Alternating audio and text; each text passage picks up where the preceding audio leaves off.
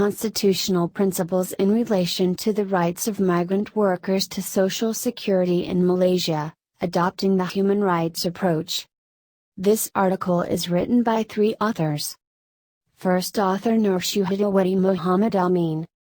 Second author Nurjan Abdul Aziz. Last author Zuraini Abhamid.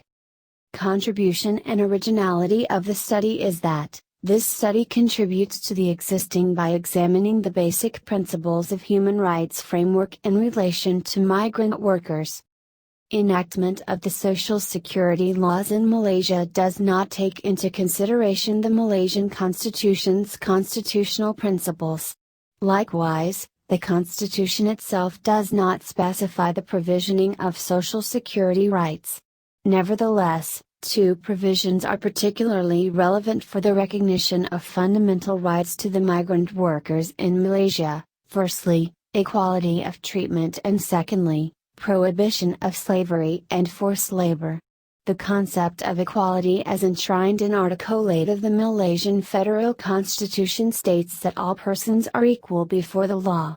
Furthermore, Article 6 of the Constitution prohibits any form of slavery and forced labor.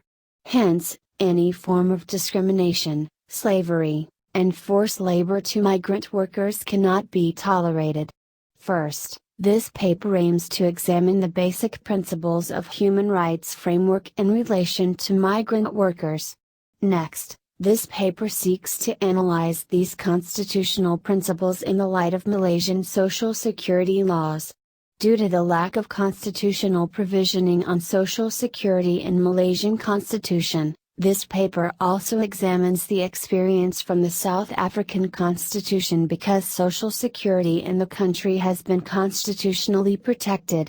Lastly, the possibility of implementing the same constitutional principles in Malaysian Constitution will be observed by adopting the human rights approach.